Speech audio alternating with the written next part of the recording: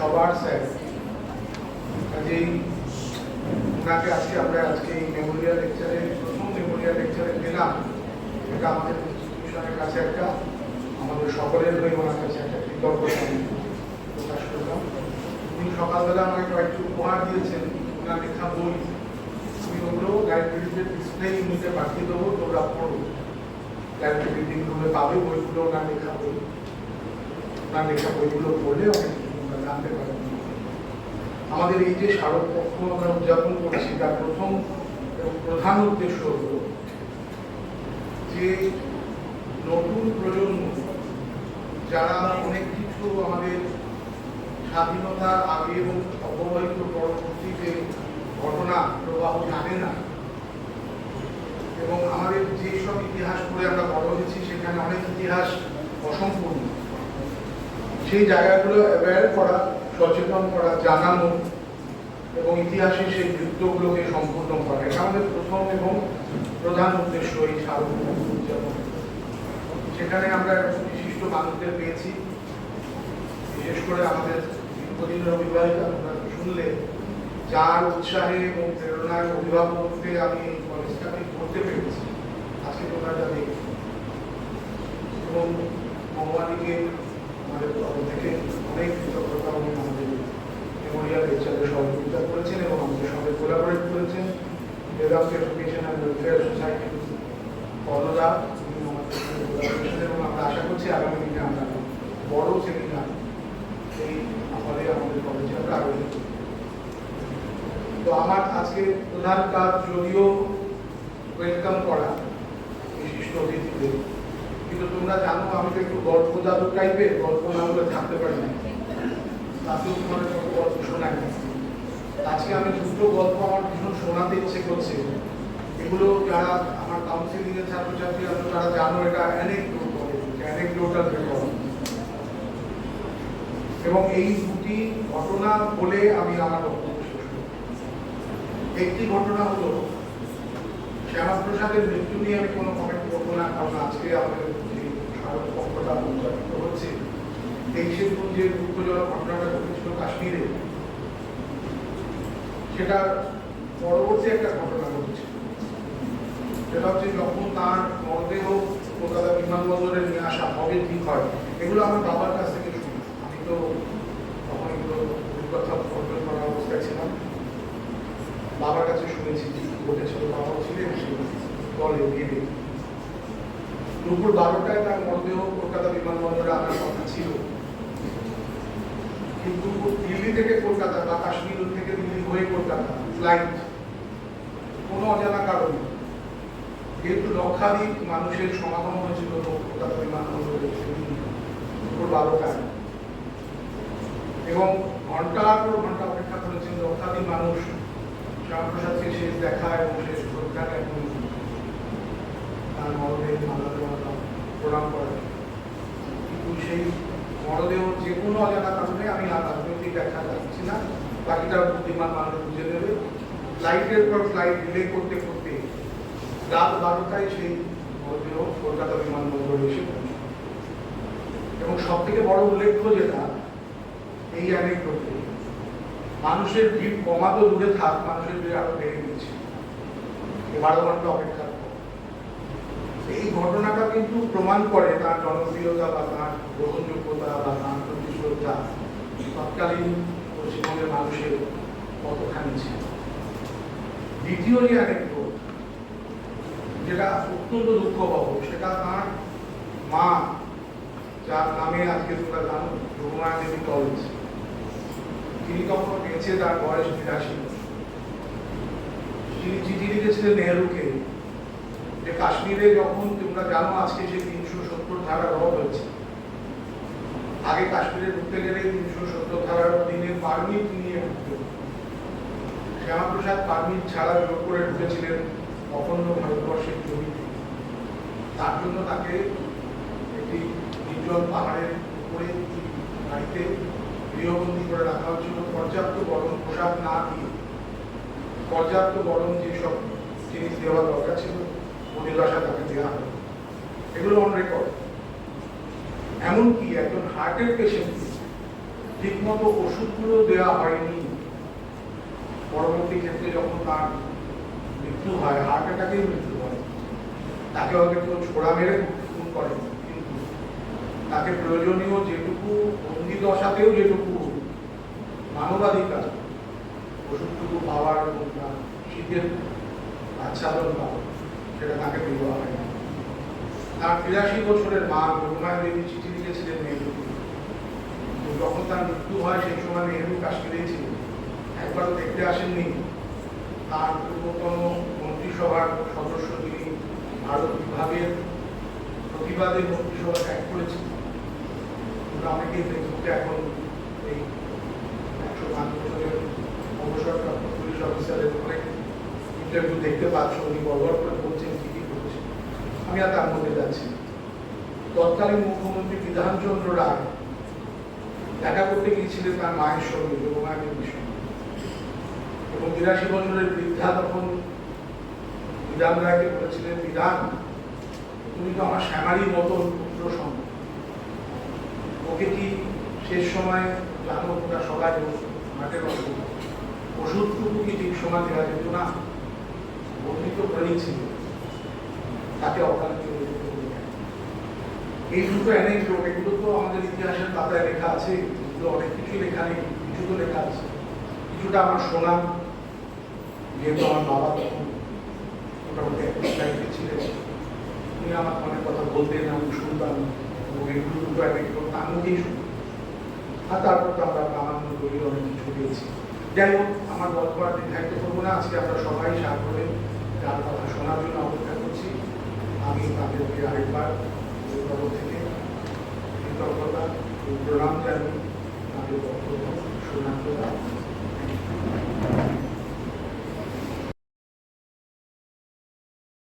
আমাদের অধ্যক্ষ মহাশয় সম্মানিত করবেন পুলক সাহেব মহাশয়।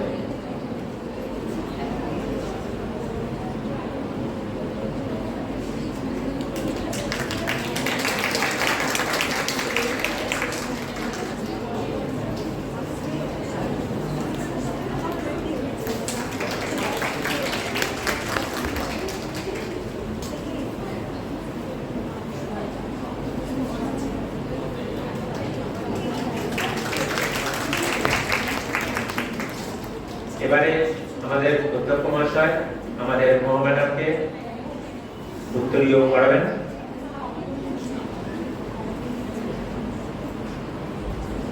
এবং কিছু তারপর নিমন্ত্রণ প্রদান করবেন।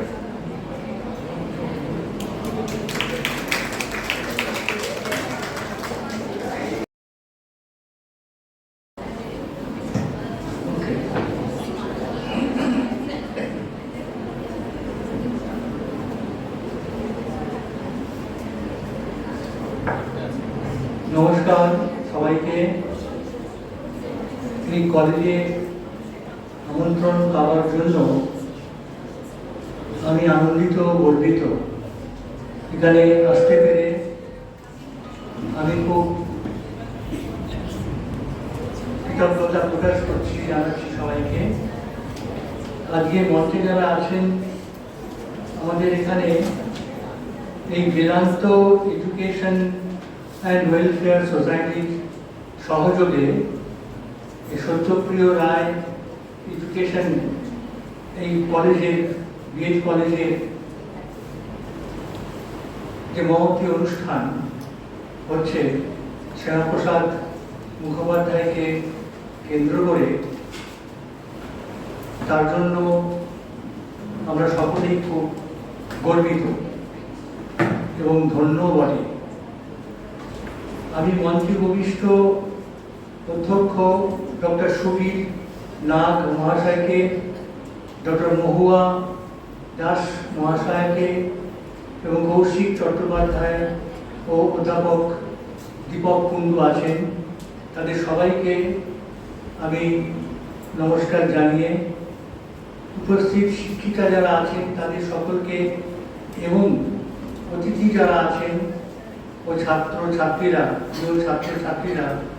সবাইকেই আমার অভিনন্দন জ্ঞাপন করছি এবং কৃতজ্ঞতাও প্রকাশ করছি এতক্ষণ ধৈর্য ধরে থাকার জন্য, এবং তারপরে সম্ভবত আরও ধৈর্য ধরে একটা অধৈর্যকর বক্তৃতা শুনবার জন্য। তো কিছু কিছু সময়তে এগুলো টলারেট করতে হয়, ছাত্রদেরও করতে হয়, আবার শিক্ষক শিক্ষিকাদেরও করতে হয়। আশা করি এই পরিপ্রেক্ষিতে আমরা আমাদের আলোচনাটা আজকে শুরু করতে পারি। শ্যামাপ্রসাদ মুখোপাধ্যায়কে অন্তরের অন্তঃস্থল থেকে প্রণাম জানিয়ে তার সম্বন্ধে যে দু একটি কথা বলবো, সেগুলো কিন্তু খুব একটা তথ্যমূলক ব্যাপার আমি রাখবো না। আমার মনে হয় বিগত কয়েকদিন ধরে বিভিন্ন জায়গায় এবং নানা কলেজের নানা অনুষ্ঠানের মধ্যে এই ধরনের তথ্য এবং অনেক প্রবন্ধে আমিও লিখেছি, একটি জায়গায় প্রবন্ধ, এই প্রবন্ধগুলোর মধ্যেই শ্যামাপ্রসাদ মুখোপাধ্যায়ের সম্বন্ধে তথ্যগুলো আমাদের কাছে অনেক এসেছে। তোমরা অনেক পড়েছো, অনেক জানো। কাজে তথ্য ভারাক্রান্ত করে শ্যামাপ্রসাদ মুখোপাধ্যায়কে বুঝবার এক্ষুনি কোনো অত প্রয়োজন এই মুহূর্তে এই সভাতে নেই। আমি সেই অ্যাডভেঞ্চারটাও করব না। যেগুলো না জানলেই নয়, সেগুলোকে ছুঁয়ে ছুঁয়ে যাব। এবং কেন শ্যামাপ্রসাদ মুখোপাধ্যায় হঠাৎ এতদিন পরে আমাদের সামনে এইভাবে উপস্থিত হলেন, সেটা কিন্তু আমাদের বুঝতে হবে। আমার কথা, কৌতূহল, জিজ্ঞাসা, এগুলো কিন্তু এই প্রশ্নটিকে কেন্দ্র করে যে কেন শ্যামাপ্রসাদ মুখোপাধ্যায়, ওয়াই শ্যামাপ্রসাদ মুখোপাধ্যায় 1947 সালে দেশ স্বাধীন হয়েছে। আমরা তো শ্যামাপ্রসাদ মুখোপাধ্যায়ের কথা এত কিছু শুনিনি। 2026 সালে 4 এপ্রিলের পর থেকে একটা পশ্চিমবঙ্গে নতুন সরকার প্রতিষ্ঠিত হয়েছে, বিজেপি সরকার, ভারতীয় জনতা পার্টির সরকার। তারপরে কেন হঠাৎ শ্যামাপ্রসাদ মুখোপাধ্যায়ের নাম শোনা যাচ্ছে? একটা জিনিস কিন্তু শুরুতেই পরিষ্কার করে বলে রাখা ভালো, যে শ্যামাপ্রসাদ মুখোপাধ্যায়কে কিন্তু কোনো দলের নিরিখে, কোনো দলের বা চিন্তা ভাবনার আলোকে বিচার করছি না। তিনি তার থেকে অনেক উঁচুতে, অনেক বড়। তার থেকে রসদ নিয়ে যারা বড় হতে চান তারা হবেন, স্বাভাবিক। একটা দল তার ভাবনা চিন্তা তার থেকে নিয়ে বড় হচ্ছে। কিন্তু শ্যামাপ্রসাদ মুখোপাধ্যায় ছিলেন এসবের অনেক উঁচুতে, এসব বাদ দিয়ে নয়, এসবের অনেক উঁচুতে অনেক বড় মাপের একজন মানুষ। এবং আমি দার্শনিকতাটাও বোধহয় তার সম্বন্ধে বলতে পারি। অত আলোচনায় আমি যেতে পারবো না, সেই পরিসরটা এখানটায় নেই। কিন্তু আলোচনা করে, পড়াশোনা করে আপনারা দেখবেন যে শ্যামাপ্রসাদকে আমি যেভাবে বর্ণনা করছি তিনি তাই ছিলেন। আমি শুরুতেই বলি, একটা ভয়ঙ্কর কথা দিয়ে শুরু করি, যেটা নিতে একটু অসুবিধা হতে পারে অনেকে। ঊনবিংশ শতাব্দী এবং বিংশ শতাব্দীর যে পরম্পরা, ভাবনা চিন্তায় গঠিত একজন বিরাট মাপের পুরুষ ছিলেন শ্যামাপ্রসাদ মুখোপাধ্যায়। আমরা শ্যামাপ্রসাদ মুখোপাধ্যায়ের মধ্যে ঊনবিংশ শতাব্দীর চিন্তা, বিংশ শতাব্দীর চিন্তার মিলন পাব। এটা তার দর্শনের দিক, ভাবনা চিন্তার দিক। আমি আগেই বলেছি যে সেই বিষয়টিতে আমি যাচ্ছি না। আমার প্রশ্ন থাকছে, কেন শ্যামাপ্রসাদকে নিয়ে আমরা কথা বলবো এখন? বিজেপি সরকার ক্ষমতায় এসেছে বলেই, সুযোগটা অবশ্য হয়েছে তাই, এ কথা বলতেই হবে।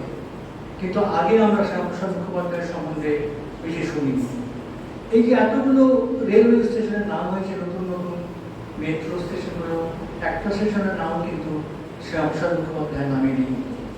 একদিন এই যে আলাপচারিতায় আমাদের অত্যন্ত শ্রদ্ধেয় শ্যামাপ্রসাদ মুখোপাধ্যায়ের দাদার ছেলে, তিনি এখন আছেন বিচারক, জাস্টিস চিত্ততোষ মুখোপাধ্যায়, বলছিলেন যে কাকার নামে, মেজো কাকার নামে একটা স্টেশনের নামও পড়ে। কত দুঃখের কথা। ওনার ব্যক্তিগত দুঃখ শুধু নয়, এটা জাতির, আমাদের বাঙালির দুঃখে, মানসম্মানের প্রশ্ন, দুঃখের কথা ছিল। এখন অনেক কিছু হবে। এই সুযোগটা আমরা এখন পেয়েছি। এটা বিজেপি সরকার আসার ফলেই হয়েছে, এতে কোনো সন্দেহ নেই। কিন্তু বিজেপি এবং শ্যামাপ্রসাদ নিয়ে বিষয়টা নয়। বিষয়টা হচ্ছে কেন এই সুযোগটা এসছে। এখন শ্যামাপ্রসাদকে আমরা জানতে পারছি। এতে যেমন কেন প্রশ্নের উত্তরটা একটা হলো, এই জন্যই জানতে চাইছি শ্যামাপ্রসাদ মুখোপাধ্যায়ের সম্বন্ধে। সুযোগ যখন এসেছে তখন দেখা যাক না ক্ষতি। তাহলে প্রশ্নটা আরেকটা আছে যদি পাশাপাশি, এতদিন কেন জানতে পারিনি? এই যেন অনেকটা জীবনানন্দ দাশের, সেই মনোজ দাসের কবিতার মতন, এতদিন কোথায় ছিলেন? এতদিন কোথায় ছিলেন? আমি তো ছিলামই আশেপাশে চারিদিকে, তোমরা আমাকে ডাকনি বলে আমাকে পাওনি। তোমরা ডাকলে তো আমাকে পাবে। পরলোকগত আত্মাকে আমরা যেমন অনেক করেন, লাঞ্ছেট করেন, তিনি আসেন, তাকে আমরা ডাকি, তাকে আমরা পাই। তেমনি মানুষকে, যারা আমাদের গৌরব, যারা আমাদের দেশবরেণ্য পুরুষ, দেশপ্রেমিক মানুষ, তাদের আমরা স্মরণ করলে তো তারা আমাদের আসবে। আমি আপনাদের এ বিষয়ে কোনো দোষারোপ করি না। দোষের বিষয় নিশ্চয়ই আমাদের, আমরা স্মরণ করিনি। কেন করিনি? আপনাদের আমি এই সম্বন্ধে কিছু বলবো না, দোষারোপের ব্যাপার নেই। আপনাদের শেখানো হয়নি, বোঝানো হয়নি, জানানো হয়নি হুই Shyamaprasad Mukhopadhyay, or who was Shyamaprasad Mukhopadhyay, কি তার ভূমিকা ছিল, তিনি কে ছিলেন। তার অনেকগুলো দিক আছে। শিক্ষা নৈতিক দিক থেকে বিচার করলে উপাচার্য ছিলেন, সবচেয়ে কম বয়সে, 33 বছর বয়সে কলকাতা বিশ্ববিদ্যালয়ের উপাচার্য হয়েছিলেন। আশুতোষ মুখোপাধ্যায় ছিলেন সবারের উপাচার্য কলকাতা বিশ্ববিদ্যালয়ে। তা আরেকবার দিতে চেয়েছিল ব্রিটিশ সরকার তাকে, কিন্তু ব্রিটিশ সরকারকে একটা কন্ডিশন তিনি দিয়েছিলেন। ব্রিটিশ সরকার তিনি গ্রহণ করেননি সুপারিটেন্ডেন্টের পদ, এবং তিনি বরাবর বলতেন তাদের ব্রিটিশ সরকার উনি গ্রহণ করবেন করবেন না, করেননি। ওকে একবার বিলেত পাঠাবার কথা ভাবা হয়েছিল আশুতোষ মুখোপাধ্যায়কে, শ্যামপ্রসাদ মুখোপাধ্যায় ছিলেন, কিন্তু তার মায়ের অনুমতি ছিল না। তিনি গার্জেনকে দিয়ে বলেন যে আমাকে মায়ের অনুমতি নিতে হবে, মা আমাকে অনুমতি দেননি। তিনি বলেন তুমি গিয়ে মাকে বলো যে no other than Lord Curzon is requesting you to go abroad, ইংল্যান্ডে। মায়ের অনুমতি মায়ের কথা বলে লর্ড কার্জনের কথা যাবে না। এই যে ভারতীয় পরম্পরা, এই শিক্ষাটা নিয়ে শ্যামপ্রসাদ মুখোপাধ্যায় এসেছেন। তাই ঊনবিংশ শতাব্দীর কথা বলে আরো অনেক কিছু আছে। এই শ্যামপ্রসাদ মুখোপাধ্যায়কে আমাদের জানতে দেওয়া হয়নি। কেন জানতে দেওয়া হয়নি? তার কারণটা সম্পূর্ণভাবে রাজনৈতিক কারণ। ক্ষুদ্র চিন্তা রাজনৈতিক কারণ এটার মধ্যে আছে। এই জানতে না দেওয়ার কারণের জন্যই আমরা বইয়ে পাই না, ইতিহাসে পাই না। পশ্চিমবঙ্গটা কি করে পশ্চিমবঙ্গ হলো আজকে আপনারা সেগুলো জানেন নিশ্চয়ই, অনেক আলোচনা হয়েছে। কেন 20 জুন পশ্চিমবঙ্গ দিবস হলো নিশ্চয়ই জানেন এটা, কিন্তু এইটুকুই শুধু পশ্চিমবঙ্গ হয়েছে, কিন্তু কেন হয়েছে আমরা জানি না। 20 জুন যে হয়েছে তাও আমরা জানি না। আপনারা জানতেন না যদি আমার ধারণা, ইদানিং জানতে শুরু করা হয়েছে। সত্য কখনো নিচে পড়ে থাকে না, তাকে জানবে, সে আলোকে উদ্ভাসিত হয়ে উঠবে। এখন তাকে জানতে দেওয়া হয়নি, কারা দেয়নি? জওহরলাল নেহরুরা জানতে দেননি, সোজা কথা। তাকে জানতে দেওয়া হয়নি পশ্চিমবঙ্গের মানুষদের কাছে, এখানে বামপন্থী যারা ছিলেন তারা জানতে দেননি, বামপন্থী চিন্তা ভাবনার যারা ছিলেন তারা জানতে দেননি। শ্যামপ্রসাদ মুখোপাধ্যায়কে সবসময় ছোট করে দেখিয়েছেন যে শ্যামপ্রসাদ মুখোপাধ্যায় শুধুমাত্র একটি সম্প্রদায়ের কথা ভেবেছেন, আর ভাবেননি। সুতরাং শ্যামপ্রসাদ মুখোপাধ্যায় খুব ক্ষুদ্র মনে, শ্যামপ্রসাদ মুখোপাধ্যায় খুব সাম্প্রদায়িক ইত্যাদি ইত্যাদি বলে তাকে সরিয়ে রেখে ইনকলাব জিন্দাবাদ করিয়েছে আমাদের দিয়ে। তাই তো আমি এই বঙ্গে যেটা দেখেছি, পশ্চিমবঙ্গে মানে আমরা পূর্ববঙ্গ থেকে এসেছি, আমার তখন তো জ্ঞানের বয়সে আমি 2 বছর বয়স হবে, কিন্তু কোনোদিনও আমরা ওখান থেকে এসেছি, কোনোদিনও আমাদের বাবা জ্যাঠা বা দাদা এদেরকে শ্যামপ্রসাদের সম্বন্ধে খুব প্রশংসা উচ্ছ্বসিত কোনো কথা বলতে শুনিনি। তার কারণটা হচ্ছে যে এইখানে স্বাধীনতার পরে পরে বা দেশের ভাগের পরে পরে যে ভাবটা এসেছিল সেটা হচ্ছে বামপন্থী ভাবধারা। এই বামপন্থী ভাবধারাতে সব কিছুকে ঢেকে দেওয়া হয়েছে, ভারতীয় শিক্ষা সংস্কৃতি পরিবেশ সব ঢেকে দেওয়া হয়েছে। সেই জন্য শ্যামপ্রসাদকে তারা ঢেকে দিয়েছে। শ্যামপ্রসাদ মুখোপাধ্যায় যদি সেই সময় থেকে স্বাভাবিকভাবে আমাদের কাছে পরিচিত হতেন, তাহলে তিনি কিন্তু একজন পশ্চিমবঙ্গের বড় মাপের নেতা হতেন, যে নেতাকে বামপন্থীরা মেনে নিতে পারত না এবং তারা ধুয়ে চলে যেতেন। আমাদের দুর্ভাগ্য মাত্র 52-53 বছর বয়সে তিনি পরলোকগমন করলেন, মানে তাকে হত্যা করা হয়েছে এরকম সন্দেহ করা হয় কাশ্মীরে, শেখ আবদুল্লাহ। এবং সেখানে নেহেরুর কোনো যোগাযোগ আছে কিনা এদের জন্য প্রশ্নটা উঠতেই পারে স্বাভাবিক। যতদিন পর্যন্ত না তার মৃত্যুর রহস্য উদ্ঘাটিত হয়, নেতাজির প্রসঙ্গ মতো নাকি, ততদিন পর্যন্ত এই সন্দেহ মানুষ করবে। সুতরাং এই জন্যই শ্যামপ্রসাদ মুখার্জিকে জানা যায়নি, আজকে জানা যাচ্ছে। তার কারণ পরিবেশটা সেরকম হয়েছে। আজকে আমরা জানতে চাই, তাই মানুষের কাছে, ছাত্রছাত্রীদের কাছে এই জিনিসটা পৌঁছবে আমার ধারণা, আমার বিশ্বাস, দৃঢ় বিশ্বাস। শ্যামপ্রসাদ মুখোপাধ্যায়ের এই ব্যাকগ্রাউন্ডটার পরে যেটা বলা দরকার সেটা হচ্ছে আমার আসল কথা, যে শ্যামপ্রসাদ মুখোপাধ্যায় ছিলেন, যে কথাটা বললাম আগে, যে 19 এবং 20 শতাব্দীর ধারার একটা মিশ্রণের মানুষ, পুরুষ। আমি এই সম্বন্ধে ইদানিং আরো স্টাডি করতে গিয়ে দেখলাম যে তাকে বলা যেতে পারে টোটাল ম্যান, টোটাল পার্সন। রাজনীতিক জগতে খুব বড় রাজনীতিবিদ আছেন, আমরা জানি, তাকে আমরা বিরাট করে দেখি, স্বাধীনতার সময় দেখেছি, এখনো দেখি, পরে হয়তো দেখবো। রাজনীতিক জগতে বিরাট, শিক্ষা জগতে বিরাট পুরুষ, বিরাট তিনি উপাচার্য, বিরাট তিনি শিক্ষাবিদ, বিরাট পণ্ডিত, এটা দেখছি। কিন্তু শিক্ষা জগৎ এবং রাজনৈতিক জগৎ দুটোকে নিয়ে যে একটা কম্পোজিট হোল, এটা কিন্তু শ্যামপ্রসাদ মুখোপাধ্যায় ছাড়া আমি ভেবে দেখেছি আর কারুর ছিল না, কেউ নেই। শিক্ষা এবং রাজনীতি দুটো নিয়ে শ্যামাপ্রসাদ মুখোপাধ্যায়। এবং এখানে আরেকটি কথা আমি বলি, আমার বিশ্বাস যেটা, যে শ্যামাপ্রসাদ মুখোপাধ্যায় কিন্তু বেসিক্যালি এবং ফান্ডামেন্টালি একজন শিক্ষাবিদ। তিনি রাজনীতির লোক হলেও শিক্ষাবিদ। এই কারণে তিনি শিক্ষাটাকে বাঁচাবার জন্য রাজনীতিতে এসেছেন।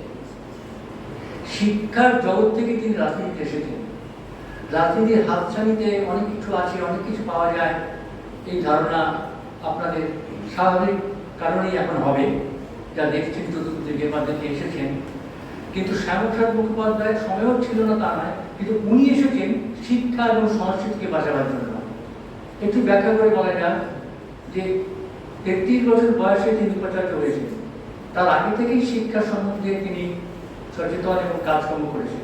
আরেকটি কথা মাথায় রাখবেন, এটা কিন্তু উৎসাহ ওয়েতে খুব সূক্ষ্মভাবে এবং বোঝানো হয় যে আশুষের ছেলে ও তো উপাচার্য হবেই, ও তো পারিবারিক ব্যাপার।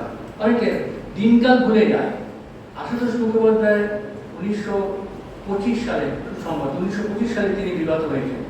শ্যামাপ্রসাদ মুখোপাধ্যায় উপাচার্য হয়েছেন 1933 বছর বয়সে, 4 বছর ছিলেন, 1938 সাল পর্যন্ত, 34 সাল থেকে 2 বার উপাচার্য হয়েছিলেন। আশুতোষ তো তখন নেই।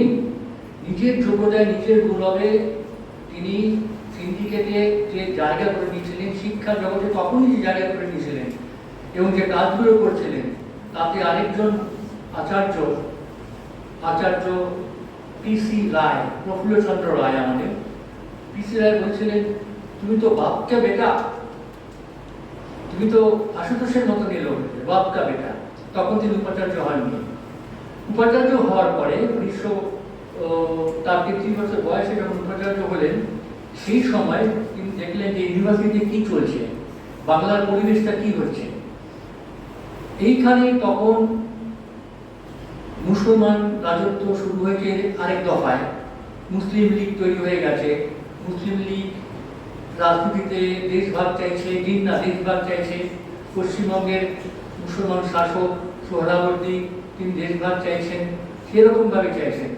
এবং তখনও ভাগ হয়নি, পশ্চিমবঙ্গ আছে, কিন্তু উত্তর পূর্ব পশ্চিম দুই মিলেই বাংলা, তখন বাংলা আছে। কিন্তু সমস্ত জায়গাতে মুসলিমত্ব বা ইসলামিক ব্যাপার বা আধিপত্য কায়েম করবার জন্য একটা প্রচেষ্টা চলছে। এটা শ্যামাপ্রসাদ লক্ষ্য করলেন।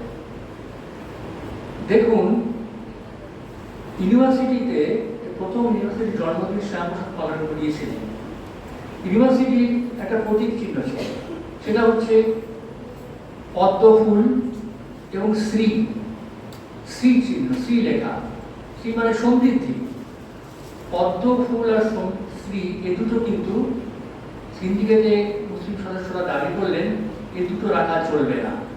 এই দুটো হচ্ছে হিন্দুত্বের প্রতীক, আমরা এটা মানি না, এটা আমাদের ধর্মবিরোধী। শ্রী এবং পদ্ম রাখা চলবে না। এ নিয়ে অনেক আলোচনা হয়েছে, অনেককে বোঝানো হয়েছে যে মুসলিম শাসকরাও এই পদ্মকে নিয়েছে, শ্রী চিহ্ন, শ্রী কথা তো ব্যবহার করতোই তারা। তো এসব মানা হয়নি। 1938 সালে বাধ্য হয়ে শ্যামাপ্রসাদ এটা তুলে দিলেন, শ্রী এবং তুলে দিলেন। 1937 সালে রবীন্দ্রনাথ ঠাকুর এলেন কনভোকেশন অ্যাড্রেস দিতে ইউনিভার্সিটিতে। শ্যামাপ্রসাদ তাকে দিয়ে প্রথম ইউনিভার্সিটিতে, বিশ্ববিদ্যালয় কলকাতায় বাংলায় কনভোকেশন অ্যাড্রেস দেওয়ানো হলো। সাহেবরা উপস্থিত আছেন বসে, বাংলায় দেওয়ানো হলো। এটা কনভোকেশন অ্যাড্রেসটা মুসলমান সদস্যরা, যদিও ছাত্রছাত্রী তো কেউ ছিলই না, প্রায় তো সিন্ডিকেটের যারা ছিল নমিনেটেড তারা, এবং বাইরে তারা বর্জন করলো, হইচই করলো। রবীন্দ্রনাথ ঠাকুরের কনভোকেশন অ্যাড্রেস কিন্তু তারা অ্যাটেন্ড করেননি 37 সালে। রবীন্দ্রনাথ ঠাকুর বক্তৃতা দিয়েছিলেন, কিন্তু তারা কেউ আসেনি সেখানে। কারণ রবীন্দ্রনাথ ঠাকুরকে তারা মনে করতেন সাম্প্রদায়িক, শ্যামাপ্রসাদের বন্ধু বলে, বন্ধু মানে সেই পরিচয়টা আছে বলে। শ্যামাপ্রসাদকে কিন্তু স্নেহ করতেন, ভালোবাসতেন। এবং শ্যামাপ্রসাদ রবীন্দ্রনাথ ঠাকুরকে দিয়ে এই যে বানান পদ্ধতি পরিবর্তন করা, এগুলো ইউনিভার্সিটি করেছিলেন। বাংলা ভাষার ক্ষেত্রে উন্নতি করেছিলেন। বাংলা ভাষায় প্রথম লেখালেখিগুলো শুরু করেছিলেন, মাধ্যমিকের এই পরীক্ষা লেখাগুলো বাংলায় পরীক্ষা দিতে পারবে, লিখতে পারবেন, শ্যামপ্রসাদ পড়িয়েছিলেন। সেখানে ইসলামিক হিস্ট্রি প্রবর্তন শ্যামপ্রসাদ পড়িয়েছিলেন। এগুলো তার কোনো পরিচয় না। পরিচয় হচ্ছে যে তিনি সাম্প্রদায়িক। এই পরিচয়টা দিতেই হবে, কারণ সবাই জানবে তিনি একটা উদীয়মান শক্তি। এই শক্তিটা যদি উঠে যায়, উপরে আসে, তাহলে আমরা কোথায় চলে যাব? সেই জন্য তারা তাকে বারবার উল্টোপাল্টা কথা বলে দমিয়ে দেওয়ার চেষ্টা করেছিল। ভাবটা সাধারণ মানুষকে বুঝতে দিতে চায়নি। রাজনীতি তখন শ্যামপ্রসাদের ছিল না। ইউনিভার্সিটি কনস্টিটিউয়েন্সি থেকে নির্বাচিত হয়ে তিনি এলেন কংগ্রেস হয়ে, তখনকার আইনসভায়। গান্ধী যখন সব ছেড়ে দিতে বললেন, সব পোস্ট ছেড়ে দিতে বললেন, তখন সবাই সেই গান্ধীর আন্দোলনে জয়েন করলেন। শ্যামপ্রসাদও সেই পদ থেকে সরে এলেন। পরে অবশ্য আবার নির্দলভাবে ইন্ডিপেন্ডেন্ট ক্যান্ডিডেট হিসাবে ওই ইউনিভার্সিটি থেকে নির্বাচিত হয়ে তিনি ওই আইনসভায় এসেছেন।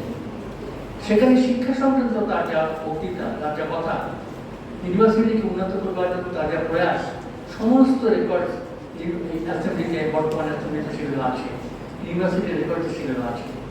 সেগুলো দেখলেই বোঝা যায় যে অত মৌলিক চিন্তা একটা প্রতিষ্ঠানকে নিয়ে শ্যামপ্রসাদের আগে কেউ করেনি। ওটা তো শুধু ডিগ্রি দেওয়ার জায়গা ছিল, আর কিছু না এই পর্যন্ত। সুতরাং এবার ওই ইউনিভার্সিটির ভেতরেও যেটা শুরু হলো, আরেকটা কথা বলি যে রবীন্দ্রনাথকে তিনি একটা অধ্যাপনার চাকরি পদ দিয়েছিলেন ইউনিভার্সিটি পড়াবার জন্য। সেখানে ইউনিভার্সিটির অধ্যাপকরা, মুসলমান অধ্যাপক ছিল তার মধ্যে, খুব আপত্তি করেছিল রবীন্দ্রনাথের অধ্যাপনার পদ দেওয়া যাবে না। কিন্তু রবীন্দ্রনাথ খুব বিব্রত হলেন, শ্যামপ্রসাদকে লিখলেন যে এরকম একটা হচ্ছে, বিব্রতর ব্যাপার, বিব্রত হওয়ার ব্যাপার, এই বয়সে, বৃদ্ধ বয়সে এত ধাক্কা, এত অপমান আমার সইবে না।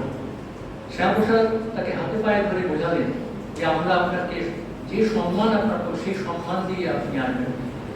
নিয়ে এলেন শ্যামপ্রসাদকে, কমলা লেকচার রবীন্দ্রনাথ প্রদান করলেন। এবং ওই ওখানে কিন্তু তাকে ইনভাইট করা হয়েছে, অ্যাপয়েন্টমেন্ট এটা নয় যে you are given the appointment of the Calcutta university institute syndicate সেরকম নয়। 5,000 টাকা তার লেকচারের জন্য দেওয়া হবে, আপনাকে আমরা ইনভাইট করছি লেকচার দিতে, ইনভিটেশন রবীন্দ্রনাথ সেটা দিয়েছেন। তারপরে এই ব্যাপারগুলো চলছে এবং এই প্রশ্নে মুসলিম লীগের একটা হাতে প্রস্তাবলেপন আছে, হাত বোলাচ্ছে ব্যাপারগুলোর মধ্যে। অন্যরা তো আছে, ক্ষুদ্র মনের হিন্দু অধ্যাপকরাও তো আছে এর মধ্যে। এই যে ব্যাপারগুলো চলছিল ইউনিভার্সিটির মধ্যে, শিক্ষার উপর আক্রমণ আসছে, সংস্কৃতির উপর আক্রমণ আসছে, মাধ্যমিক যে পরীক্ষা ব্যাপারগুলো, সেগুলো ওই যাকে আমরা এন্ট্রান্স পরীক্ষা বলা হতো আগে, ইউনিভার্সিটি থেকেই সেগুলো কন্ট্রোল করা হতো, তার তত্ত্বাবধানে এগুলো হতো। এইবারে ইংরেজ এবং মুসলিম লীগের সদস্যরা তারা কি করলো যে এই ব্যাপারটা ইউনিভার্সিটির হাত থেকে সরিয়ে দেওয়া হবে, আলাদা করা হবে।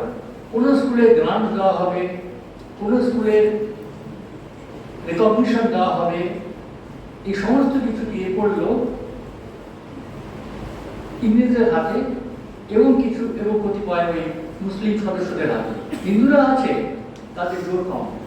অথচ দেখুন তখন 99% স্কুলই কিন্তু হিন্দুদের পৃষ্ঠপোষকতায় তৈরি হতো। ছাত্রছাত্রীরাও 99%ই হিন্দু। কিন্তু হিন্দু অগ্রগতি, হিন্দু প্রগতি, হিন্দু শিক্ষা আটকাবার জন্য এই জিনিসটা করা হয়েছিল। তাহলে কি হলো? শ্যামপ্রসাদ কি দেখলেন যে রাজনৈতিক নেতারা রাজনীতি দিয়ে তারা এগুলোকে নষ্ট করার চেষ্টা করছে, বাঙালির পরিচয়কে নষ্ট করার চেষ্টা করছে। আরেকটা জিনিস মনে রাখবেন, একটা মানুষের পরিচয় তার দেহ দিয়ে নয়, তার চেহারা দিয়ে নয়। আমি বাঙালি, আমার হয়তো পোশাক পরিচ্ছদে বাঙালি মনে হলো, ঠিক আছে, কিন্তু বাঙালির সংস্কৃতি, বাঙালির শিক্ষা দিয়ে, বাঙালির চেতনা ধারা দিয়ে তো আমার আত্মাটা তো সেইভাবে তৈরি হবে। ওটাকে নষ্ট করো, তা ভাবনাটাকে নষ্ট করো, তাহলে হয়ে গেল। এই ভাবনাটা নষ্ট করার কারিগর ছিল মুসলিম লীগের এই মানুষগুলো। ইংরেজ তার সঙ্গে সহযোগী হয়েছে। শ্যামপ্রসাদ দেখলেন যে এই জায়গাটাকে বাঁচাতে গেলে তিনি আর শিক্ষার ভেতরে থেকে সেটা বাঁচাতে পারছেন না, ইউনিভার্সিটির ভেতরে থেকে আর বাঁচাতে পারছেন না, তাকে অন্য তওয়াল ধরতে হবে। ওরা যে অস্ত্র নিয়ে যুদ্ধ করছে সেই অস্ত্র আমাকে ধরতে হবে। সুতরাং রাজনীতির ক্ষেত্রে তিনি তখন এলেন ওই শিক্ষাকে বাঁচাবার জন্য, সংস্কৃতিকে বাঁচাবার জন্য। আমরা কিছুদিন আগে পর্যন্ত কি বলতাম যে বাংলা শিক্ষা সংস্কৃতি কোথায় গেল, কি ছিল, কি স্কুল কলেজ এগুলো ছিল, এগুলোকে কোথায় গেল, কিছুদিন আগে বলতাম। যতদিন পর্যন্ত আমাদের বিগত প্রবলেম সে ছিল তখন তো বেশি করে বলা হতো, সিপিএমের সময় বলা হতো, বিগত 15 বছর বেশি বলা হতো। এই জিনিসটাকে তোমার বাঙালিত্ব ঘুষে গেল, বাঙালি আর বাঙালি নেই। শ্যামপ্রসাদ দেখছি যে এইটি ঘুষিয়ে দেওয়া হচ্ছে, তাই ওই পরিবর্তন দরকার। সেই পরিবর্তনটা আনতে গেলে রাজনীতির ক্ষেত্রে তাকে আসতে হবে। তিনি তখন রাজনীতির ক্ষেত্রে এলেন। শ্যামপ্রসাদ মুখোপাধ্যায়ের যে বিষয়টা রাজনীতিতে কিভাবে আরো বাঙালিকে হিন্দুকে পর্যস্ত করা হচ্ছিল, এটার একটা অন্যতম উদাহরণ হচ্ছে বেঙ্গল প্যাক্ট। এখানে ইতিহাসের ছাত্রছাত্রী অনেকে আছেন, দিদিমণিরা আছেন। বেঙ্গল প্যাক্ট আপনারা জানেন যে চিত্তরঞ্জন দাস 1923 সালে বেঙ্গল প্যাক্ট করেছিলেন, মুসলমানদের সঙ্গে আমরা মিলেমিশে কাজ করবো এবং এটা আমরা মুসলমানদের চাকরি বাকরি কিছু সুবিধা দেবো, তাহলে বাঙালি হিন্দু এবং মুসলমানরা একসঙ্গে থাকতে পারবে, জোরালো হবে। না কি হয়েছে, 60% মুসলমান, 40% হিন্দু, এবং এই চাকরি দেওয়ার ক্ষেত্রে 55% মুসলমান। তারা যতদিন রিজার্ভেশন থাকবে, সংরক্ষণ, ধর্মের ভিত্তিতে সংরক্ষণ, এই সংরক্ষণ করছিলেন চিত্তরঞ্জন দাস, নেতাজি সুভাষচন্দ্রের বুঝলেন চিত্তরঞ্জন দাস। এগুলো একটু বেশি পলিটিক্সের কথা আসছে, তাই বলতে চাইছি এগুলো একটা একটা একটা করে হিন্দুদের উপর যে আধিপত্য বিস্তারের জায়গা তৈরি হচ্ছে। চিত্তরঞ্জন দাস যতদিন জীবিত থাকতেন হয়তো সেটা অতটা হতো না খারাপ, কিন্তু 1923 সালের পরে উনি মারা গেলেন 1934 সালে, এবং 1925 সালে এটা শেষ হয়ে গেল। কৃষ্ণনগর কনফারেন্সে এই বেঙ্গল প্যাক্ট নাকচ হয়ে গেল। কিন্তু মুসলমানদের সাপোর্ট তো চাই নানা সময়। এই সাপোর্ট কিন্তু সংগ্রহ করবার জন্য আবার আশ্রয় নামলেন স্বয়ং সুভাষচন্দ্র বসু। আমি নেতাজির কথা বললাম না, কিন্তু আপনার নেতাজি হননি, এই সাধারণ একজন কংগ্রেস কর্মী, চিত্তরঞ্জনের সহকর্মী সুভাষচন্দ্র বসু। সুভাষচন্দ্র বসু কর্পোরেশনে অলডারম্যান একটু দুটো একটা বেশি পাবার জন্য মুসলিম লীগের সঙ্গে আঘাত করেছিলেন, মুসলিম লীগের সঙ্গে জয়েন করেছেন, এবং সেটা তিনি পেলেন। তিনি বোঝাতে চেষ্টা করলেন এটা বেঙ্গল প্যাক্টের অনুসারে, আদৌ বেঙ্গল প্যাক্টের অনুসারে না, ওটা ছিল সুবিধাবাদী আঘাত, যেমন আজকাল হয়, আজকাল যেমন হয়। ওই বেঙ্গল প্যাক্টটা নাম করে তিনি সেটা করলেন অলডারম্যান প্যাক্টটা পাওয়ার জন্য। এখানে দেখা যাচ্ছে যে এইভাবে সেই সময় কিন্তু আবার শুরু হয়ে গেছে আরেকটা জিনিস, বঙ্কিমচন্দ্র নাকচ কর, আনন্দমঠ নষ্ট করে। আনন্দমঠটাকে কিন্তু পোড়ানো হলো, রাস্তা কলকাতার রাস্তা আনন্দমঠ জ্বালানো হয়েছিল। বহু বই কিনে নিয়ে সেগুলোকে অনুৎপাত করা হলো। তারপরে এই ছিল তখনকার প্রবণতা, তখনকার রাজনৈতিক আবহাওয়া। শ্যামপ্রসাদ কিন্তু রাজনীতির মধ্যে শিক্ষা নিয়ে কথা বলছেন না, শিক্ষা নিয়ে থাকতেন করছেন, কিন্তু সবটাই নষ্ট করে দিচ্ছেন রাজনীতি। ওইভাবে নষ্ট, পরোক্ষভাবে কিন্তু বাঙালিকে, বাঙালি হিন্দু, বাঙালি সংস্কৃতি, ভারতীয় ভাবনা চিন্তা এগুলোকে নষ্ট করে চলেছে ইসলামিক সংস্কৃতি নিয়ে। এই যে হচ্ছে ওই শ্রী উঠিয়ে দেওয়া, পদ্ম উঠিয়ে দেওয়া থেকে শুরু হলো না। তো এই যে বিষয়গুলো শ্যামপ্রসাদ প্রতিষ্ঠান দেখছেন, তাতে রাজনীতির ক্ষেত্রে তাকে অধীর হতে বাধ্য করেছে। এবারে 32 সালে সাম্প্রদায়িক বাটোয়ারা হয়েছিল, সেটা তো শ্যামপ্রসাদ তখন বিরোধিতা করেছিল, অনেক রবীন্দ্রনাথ ঠাকুর বিরোধিতা করলেন। রবীন্দ্রনাথ ঠাকুরের পৌরহিত্যে তা নিয়ে একটা আলোচনা হয়েছিল কলকাতার এই কি হল বলে, ফেডারেশন হলে, সেখানে হয়েছিল। এইবার আমরা 32 থেকে চলে আসি যে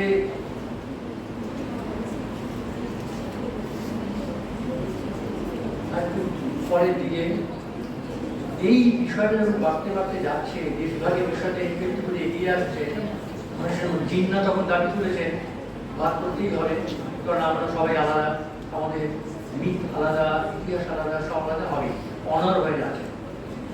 এবং রবীন্দ্রনাথ ঠাকুরের তখন কিন্তু ব্যাপারের মধ্যে আসছে না, কারণ রবীন্দ্রনাথকে কেউ মানছে না তখন মুসলমানরা।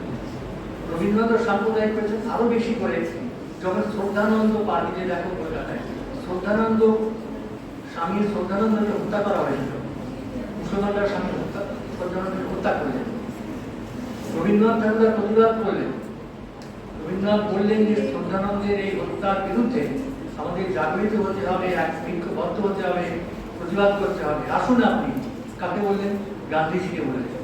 গান্ধীজি বললেন আমি সবাই সঙ্গে সমর্থন করে বলেননি নিশ্চয়ই এইভাবে, ব্যাপারটা তাই হলো। গান্ধীজি এলেন না, করেন শ্রদ্ধানন্দের রবীন্দ্রনাথ এবং গান্ধীজি পরে পরে পরে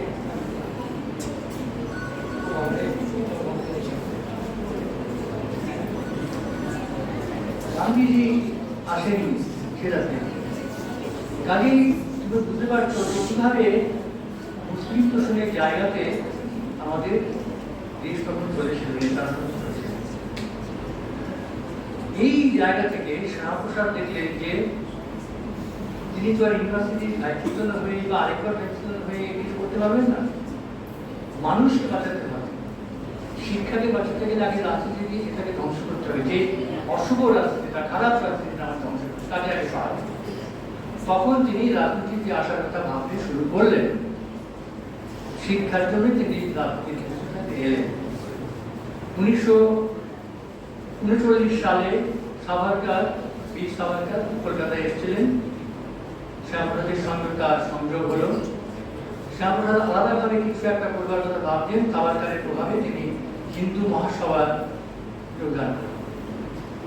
দেখুন, হিন্দু মহাসভায় যোগদানের পরে যেভাবে সাভারকার হিন্দু মহাসভায় যোগদানের পরে তিনি হিন্দু মুসলমানদের নিয়ে চলার কথাটা কিভাবে বলেছেন।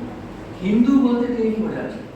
একবার হিন্দু মহাসভার পরে, যখন স্বাধীনতার পরে 51 সালে জনসংঘ হলো, ঠিক তার আগে একটু ওই আলোচনার সময় কয়েকজন বলে হিন্দু কথাটা না থাকাই ভালো, হিন্দু কথাটা থাকলে একটু অসুবিধা হচ্ছে। আমি হিন্দু কথাটা বললে অসুবিধা হচ্ছে, এটা শুনে শ্যামাপ্রসাদ খুব উত্তেজিত হয়ে পড়েছেন। তিনি বললেন যে আপনারা বিলেতে লেখাপড়া করেছেন, তাই হিন্দু কথা শুনলে ওরকম মনে হয়, তা আপনি কি ভারত? ওরা বলল না, হিন্দুরা বাদ দিয়ে আমরা ভারতীয় ইন্ডিয়ানরা কিছু করি আর কি, সমার্থক হোক, কিন্তু হিন্দু বলতে যে গর্ববোধ করার কাজের স্বামী বিবেকানন্দ বলছেন, সেটাকে বাদ দেওয়ারই আর কি কারণ থাকতে পারে। হিন্দু মানে হচ্ছে সবাইকে নিয়ে চলা, হিন্দু মুসলমান প্রত্যেক কমিউনিটিকে নিয়ে আগে চলবে, কিন্তু হিন্দু কথা ঈশাবস্যমিদং যৎ কিঞ্চিৎ জগত্তং জগৎ, এই যে সারা বিশ্ব ঈশ্বরময়, এখানে আর যাদৃশী ভবনের যস্য সিদ্ধি ভবতি তাদৃশী, গীতায় যেটা বলছেন। তুমি যেভাবেই করো না কেন, কারণ ভাবকে নষ্ট করো না, রামকৃষ্ণ বলছেন। এই ভাব নষ্ট করে সবাইকে নিয়ে চলাটাই আমার হিন্দুত্ব। তুমি সংকীর্ণভাবে নিজেকে চিন্তা করছো বলে আজকে এই কথাটা বলছো। এটাই শ্যামাপ্রসাদ বলছে। হিন্দু মানে তা নয়, হিন্দু মানে এই সনাতনী ব্যাপারটা ব্যাখ্যা করে। যাই হোক, যে যখন তিনি দল করলেন, সবাইকে সংঘকে নিয়ে করতে হবে, সবাইকে নিয়ে সংঘ করতে হবে, জনতাকে নিয়ে করতে হবে। পপুলার ফ্রন্ট করবেন বলে ভেবেছিলেন, পরে সেটার নাম হলো জনসংঘ 1951 সালে। এই যে দৃষ্টিভঙ্গিটা, এই যে ভাবটা, এটা সর্বজনীন ভাব, এটা হচ্ছে সার্বিক ভাব। এই সার্বিক ভাবটা তার শিক্ষার ক্ষেত্রে যেমন ছিল, এই ভাবটা তার এখানে এসেছে। শিক্ষা আলাদা হয়ে গেছে, আমি তো নেই কয়েকটা সিলেবাস ইতিহাসের বই তৈরি করে দেওয়া, এটা কিন্তু ছিল না। এই ভাবটা ছিল, এইটাকে তিনি আমাদের পেয়েছিলেন সবার মধ্যে। ফলে শ্যামাপ্রসাদ সম্বন্ধে যে ভাবনাগুলো ছড়িয়ে রাখা হয়েছিল, সেগুলো অত্যন্ত ভুল ভাবনা, ভুল চিন্তা, এগুলো রাখা হয়েছিল। তারকেশ্বর সম্মেলনের কথা আপনারা জানেন, যেটা 1947 সালে হয়েছিল। সেখানে ঠিক হলো যে আমাদের এইভাবে একটা দল তৈরি করে নিয়ে হিন্দু মহাসভাটাকে নিয়ে যেতে হবে। সেটা হলো, কিন্তু বীর সাভারকারের পরে তিনি যখন হিন্দু মহাসভার যে আপনারা এবার স্বাধীনতার পরে এটা একটা সামাজিক কাজকর্মের মধ্যে হিন্দু মহাসভার এখন থাকা দরকার। দলের কাজ, পার্টির কাজ করবে না, দল হবে না, রাজনীতি করবে না, কিন্তু এটা হিন্দু মহাসভা মানতে চাইল না। তখন তিনি হিন্দু মহাসভা থেকে সরে এলেন। সরে এসে তখন 51 সালে ওই ভারতীয় জনতা, ভারতীয় নয়, জনসংঘ তৈরি হলো, যার পরবর্তীকালে ভারতীয় জনতা দলটা তৈরি হয়েছিল। এই অটল বিহারী বাজপেয়ী ছিলেন শ্যামাপ্রসাদের সেক্রেটারি সেই সময়। তো শ্যামাপ্রসাদ মুখোপাধ্যায় দেশপ্রেমী মানুষ হিসাবে গোটা দেশটাকে দেখতে এসেছে, গোটা দেশটা থাকবে অখণ্ড ভারত। কিন্তু দেখা গেল কংগ্রেস, ইংরেজ এবং জিন্না মুসলিম লীগ তারা অমর হয়ে আছে দেশভাগের জন্য। কংগ্রেসের নেহেরু বা গান্ধীজি ঠারে ঠারে বলছেন, স্বীকার করেন, কিন্তু গুরুপথ সবই নিয়ে নিচ্ছেন। ওরা কখনোই তীব্রভাবে অখণ্ড ভারতের দাবি করেন, মুখে বলে যাচ্ছেন লেখার মধ্যে তো থাকে, আমরা দাবি করলাম, রেকর্ডে রইল অখণ্ড ভারত দিয়েছে। কিন্তু দেখছেন যে তারা তিনটে ঐক্যবদ্ধ হয়ে আছে দেশভাগের জন্য। তখন সংসদ বললেন যে দেশভাগ যদি সিদ্ধান্ত অপরিহার্য হয়ে থাকে তাহলে বাংলাকেও ভাগ করতে হবে। কারণ বাংলায় হিন্দু যদি মুসলমানদের আন্ডারে থাকে, যেমন পশ্চিমবঙ্গ, যেমন এই বাংলায় ছিল এক সময় ছিল 40 দশকে 40 দশকে সোহরাওয়ার্দীর আন্ডারে, তাহলে সেই ভাগ্য হবে বাঙালি হিন্দুদের। যা বাংলাদেশে আজকে আপনারা দেখতে পাচ্ছেন 20 ভাগ ছিল শতকরা হিন্দু সংখ্যা দেশভাগের সময়, তারপরে এখন 6-7 এসে দাঁড়িয়েছে হিন্দুটা সংখ্যা। বিশেষ করে 7, আমার ধারণা আরো কম হবে সেটা। তো এইটা অবশ্যম্ভাবী ছিল, শ্যামাপ্রসাদ বুঝতে পেরেছিলেন। অন্যরা বুঝতে পারেনি, বুঝতে পেরেছে, কিন্তু আমাদের তো মোটা তাড়াতাড়ি করে চাই যা হোক। এটাও শ্যামাপ্রসাদ বললেন তখন যে দেশ যদি ভাগ নাও হয় ভারতবর্ষ, তবুও বাংলা ভাগ করতে হবে। তার কারণ বাংলা ভাগ হবে কিন্তু পূর্ববঙ্গ পশ্চিমবঙ্গ হিসাবে ভারতবর্ষের ফেডারেশনের মধ্যে থাকবে। দেশটা ভাগ যদি না হয় তাও হতে হবে, তার কারণ হিন্দু বাঙালি তারা মুসলিম বাঙালি তাদের দ্বারা নিপীড়িত হবে। ওই নিপীড়নটা মেনে নিতে পারা যাচ্ছে না, যাবে না, তাই উভয়কে আলাদা আলাদা করে রাখতে হবে। 48 সালে যখন পাঞ্জাব থেকে প্রচুর লোক চলে গেল, মুসলমানরা পাকিস্তান থেকে বহু পাঞ্জাবের লোকেরা এখানে চলে এলো, স্মুথলি আনঅফিসিয়ালি জনবিনিময় হয়ে গেল। এই যে নেহেরু তিনি বলেছিলেন জনবিনিময় করুন বাংলার জন্য, নেহেরু তখন ধর্মনিরপেক্ষতা অনেক কিছু নিয়ে তা আটকে করতে দিল না। 1950 সালে তিনি ছিলেন নেহেরু ক্যাবিনেটে ইন্ডাস্ট্রিয়াল মিনিস্টার ছিলেন, প্রথম মন্ত্রী ছিলেন, শিল্পমন্ত্রী। সেইখানেও তার অভিনবত্ব প্রকাশ আমরা দেখেছি। কত কথা বলা যাবে, এই যে বাংলার এই যে জাগরণটা নতুন করে শুরু হলো, বাংলা ভাবটা চাই, এর সঙ্গে কারা কারা ছিলেন? শ্যামাপ্রসাদ মুখোপাধ্যায় একা ছিলেন। এই যে হাওয়াটা উঠলো, ধারাটা উঠলো, এর মধ্যে সুনীতি কুমার চট্টোপাধ্যায় ছিলেন, ভাষাবিদ সুনীতি কুমার চট্টোপাধ্যায়, মেঘনাথ সাহা ছিলেন, বিজ্ঞানী মেঘনাথ সাহা, এর সঙ্গে ছিলেন যদুনাথ সরকার ঐতিহাসিক, এর সঙ্গে ছিলেন রমেশচন্দ্র মজুমদার ঐতিহাসিক, এরা সকলেই ছিলেন, রামানন্দ চট্টোপাধ্যায় এর সঙ্গে ছিলেন। সুতরাং বাংলার বাঘা বাঘা সমস্ত বুদ্ধিজীবীরা একটা খুব কুৎসিত শব্দ হয়ে গেছে এখন, সত্যি তারা অত্যন্ত চিন্তাশীল মানুষ হতে গিয়েছেন সে সময়। তারা ছিলেন শ্যামাপ্রসাদের সঙ্গে, সারা দেশ শ্যামাপ্রসাদ ঘুরে বেরিয়েছেন, পাটনা, দিল্লি, সব জায়গাতে বাঙালিরা যেখানে ছিল সবাই ঐক্যবদ্ধ হয়ে বাংলা ভাব চেয়েছে। সেই সময় অমৃতবাজার পত্রিকায় একটা গালাপ পোল বা ওপিনিয়ন পোল হয়েছিল, তাতে 98.4% মানুষ বলেছিলেন বাংলা ভাগ চাই, আর প্রায় 99% ধর্ম বাঙালিরা চেয়েছিল বাংলা ভাগ। সেই বাংলা ভাগ যখন হলো, 3টে পরে ভোট হয়েছিল, ওর মধ্যে যাচ্ছে না, শেষ পর্বে যে এখানে যখন আইনসভা ভোট হলো, 58 জন দিল বাংলা ভাগের পক্ষে, হ্যাঁ বাংলা ভাগ হবে। এটা একটু মন দিয়ে শুনুন, 58 আর এই অঙ্কটা বারবার এখন সিপিএম এগুলো ভোট বলে উল্টো পাল্টা করে, 58 জন ভোট দিয়েছেন বাংলা ভাগের পক্ষে। শ্যামাপ্রসাদের যে প্রস্তাব, যে দাবি করে আসছিলেন এতদিন ধরে, আর 21 জন দিয়েছে বিপক্ষে মুসলমান।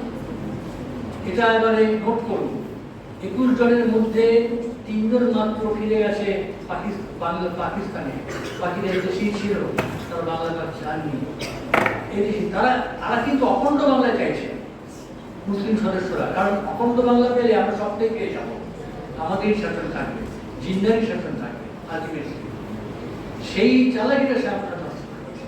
তাহলে 58 জনের মধ্যে শ্যামাপ্রসাদের কতজন ছিল? হিন্দু মহাসভা 1 জন ছিল, একটা ভোট ছিল শ্যামাপ্রসাদের। তো একটা ভোটে হয়ে গেল বাংলা ভাগ, তা তো হয় না। তার জোরটা কোথায়? ওই 58 জনকে বাধ্য করেছিলেন মানে বাংলার মানুষ শ্যামাপ্রসাদ এই প্রচার দিয়ে এই আলোচনাটা তুলে ভোট দিতে বাংলা ভাগের পক্ষে। এই বাংলা ভাগের পক্ষে যারা ভোট দিয়েছিলেন তাদের মধ্যে আরো দুজন ছিলেন কমিউনিস্ট পার্টি, একজন রতন দাস গ্রামীণ আর একজন মহামান্য জ্যোতি বসু। জ্যোতি বসু ভোট দিয়েছেন বাংলা ভাগের পক্ষে, এটা আপনারা জানতেন? শুনেছেন শ্যামাপ্রসাদের নাম খালি, আরো যে 56 জন তাদের নাম শুনেন। জ্যোতি বসুর নামটা বিশেষ উল্লেখযোগ্য, তিনি দিয়েছিলেন। মানুষের চাপে এবং ভবিষ্যৎ কি হতে পারে তারা জানতেন, তার জন্য তারা দিয়েছেন। সুতরাং শ্যামাপ্রসাদ একটা ভোটের জন্য এসে তৈরি যে কথাগুলো বলে, তিনি কি একটা সময় বলা হতো শ্যামাপ্রসাদের জন্য আমাদের দুর্দশাটা হয়েছে নেহেরুর জন্য। বাংলায় জন বিনিময় যদি করা যেত পপুলেশন এক্সচেঞ্জ পাকিস্তানের সঙ্গে, তাহলে এই যে দলে দলে হাজার হাজার রিফিউজিরা রাস্তাঘাটে বসে আছে, এটা হতো না এরকম ভাবে। এই দুর্দশাটা হয়েছে নেহেরুর জন্য, ঘায়টা চাপানো হলো শ্যামাপ্রসাদের উপরে। তিনি বাংলা ভাগ চেয়েছিলেন, তাই হয়েছে। তত একটা ভোট। এখন এরা বলছেন, তথাকথিত কমিউনিস্ট পার্টির অনেকে বলছেন, বিশেষ করে অন্য পার্টি তো নেই, যে আমরাও বলছিলাম এই বাংলা ভাগকে শ্যামাপ্রসাদ করেছে নাকি, 58 বাকি 57 জন কি জলে ভেসে বাণিজ্য জলে ভেসে এসেছে নাকি, এইসব বলছে। এখন দেখছেন যে শ্যামাপ্রসাদকে মানুষ গ্রহণ করেছে, সত্য বেরিয়ে এসেছে। এই গৌরব আমরাই বা নিব না কেন, তাই তারা আসল কথাটা এবারে শ্যামাপ্রসাদের একটা ভোট ছিল বটে, একটাও যদি না থাকতো তাহলেই বা কি হতো না হতো। শ্যামাপ্রসাদ ছিলেন আসল কান্ডারি, বাঙালিকে বাঁচাবার, এই মাটিটাকে বাঁচাবার, দেশকে বাঁচাবার। শ্যামাপ্রসাদ এককভাবে যে আন্দোলনটা করেছেন তার ঢেউ এখানে এসে পড়েছে। মনে করুন আপনারা, অনেকে মনে করতে পারবেন না, যারা আছেন এরা কিছুটা পারবেন, অনেকটাই পারবেন। 1977 সালে ইন্দিরা গান্ধী পরাজয় করেন প্রধানমন্ত্রী। তার আগে পর্যন্ত যে নানা সাহেব ছিল, ইমার্জেন্সি ছিল, এসব পেরিয়ে 77 সালে নির্বাচন। এই যে একটা ঢেউ উঠেছিল ইন্দিরার বিরুদ্ধে, এই ঢেউটা কে তুলেছিলেন? তিনি তুলেছিলেন, তার নাম জয়প্রকাশ নারায়ণ। জয়প্রকাশ নারায়ণ তো পার্লামেন্টের মেম্বার নন, কোনো অ্যাসেম্বলির মেম্বার নন, কোনো পার্টির প্রেসিডেন্ট নন, তাহলে তিনি কি করেন? তিনি তুলেছেন সারা ভারতবর্ষ জুড়ে এই ঢেউটা। এই ধাক্কাতে নির্বাচনে এর পরাজয় হয়েছে এবং সমস্ত কিছু তারা পেয়েছেন এই নির্বাচনের কাছ থেকে বাঙালি ভারতবাসী। এটা জয়প্রকাশ নারায়ণের কৃতি। সুতরাং নাম্বারটা নয়, আন্দোলনটাকে কে তুলেছে, কে শিখাময় হয়ে উঠেছিল। শ্যামাপ্রসাদ শিখাগ্নি ছিলেন, শ্যামাপ্রসাদ শিখাগ্নি ছিলেন, যেমন জয়প্রকাশ নারায়ণের কথাটা আমি তুলে দিলাম। এইটাই হচ্ছে আসল পরিচয় শ্যামাপ্রসাদ মুখোপাধ্যায়। শিক্ষা সংস্কৃতি তারিখের জায়গায় ফিরে আসবে, স্বাধীন ভারতে নতুন করে শুরু হলো সবকিছু, আবার সেটা বুঝতে শুরু করলো পূর্ববর্তী দুটো সরকারের আমাদের বুঝতে শুরু, এবং 15 বছরে সেটা একদম শেষ হয়ে গিয়েছে। এটাকে আবার অন্যভাবে তুলে আনতে হবে। এই তুলে আনার সময়টাতে আমাদের শ্যামাপ্রসাদকে মনে করতে হবে। শ্যামাপ্রসাদ মুখোপাধ্যায়কে আমরা যে আজকে স্মরণ করিনি, সেটা আমাদের পাপ। পশ্চিমবঙ্গ দিবস 20 তারিখে যেটা হয়েছে জুন, সেটা পশ্চিমবঙ্গ দিবস নয় শুধু, সেটা আমাদের পাপের প্রায়শ্চিত্ত। এত বড় ঘটনা, এতদিন পর্যন্ত যে গরল উঠেছে দেশ ভাগে, শ্যামাপ্রসাদ মুখোপাধ্যায় সেটা পান করেছে। শ্যামাপ্রসাদ মুখোপাধ্যায় হয়েছেন সমুদ্র মন্থন করার পরে শিবের মতন নীলকণ্ঠ হয়েছে। আমাদের এই আজকে যে আমরা এখানে, আমি ব্যক্তিগতভাবে বলছি, আমার ফিলিং যে 1947 সালে এখানে আমি আসি, কিন্তু 2026-এর ওই সকালে আমার মনে হলো আমি সত্যিকারের হিন্দু হোমল্যান্ডে আছি। শ্যামাপ্রসাদ মুখার্জি হিন্দু হোমল্যান্ডের কথা বলছে। হিন্দু হোমল্যান্ড তখনকার কনটেক্সটে যেটা মানে ছিল, মুসলমানরা বলছে আমাদের হোমল্যান্ড চাই, ঠিক আছে তোমরা নিলে পেয়ে গেলে। শ্যামাপ্রসাদ মুখার্জি বলছেন আমাদের হোমল্যান্ড চাই হিন্দুদের। ওই অর্থে হিন্দু হোমল্যান্ডটার কথা সার্থক যে অর্থ। আজকে কিন্তু হিন্দু মানে সবাইকে নিয়ে, হিন্দু হোমল্যান্ড মানে এই নয় যে হিন্দুরাই শুধু থাকবে, আর কেউ থাকবে না, এটা কোনো মিনিংই নয়। বিজেপিরও এটা মিনিং নয়, শ্যামাপ্রসাদের তো ছিলই না। এই হিন্দু হোমল্যান্ডটা আজকে যেটা এসেছে, এটা বসুধৈব হিন্দু হোমল্যান্ড, এই পশ্চিমবঙ্গে। এবং এই পশ্চিমবঙ্গে আমার অনুভূতি হয়েছে ওই 2026-এর যাদের এপ্রিলের পর থেকে যে আমি সত্যি একটা হিন্দু ইংল্যান্ডে আছি, এবং শ্যামপ্রসাদ মুখার্জিকে, নীলকণ্ঠকে আমরা যেটা করছি, আমাদের পাপে প্রায়শ্চিত্ত করছি আর কি। যত অনুষ্ঠান করবো, যত ট্রিবিউট তাকে দেবো, শুধু এইটুকুই বলা হয়, আমাদের এতদিনের পাপ তুমি ক্ষমা করো আমাদের প্রভু, তুমি আমাদের ক্ষমা করো।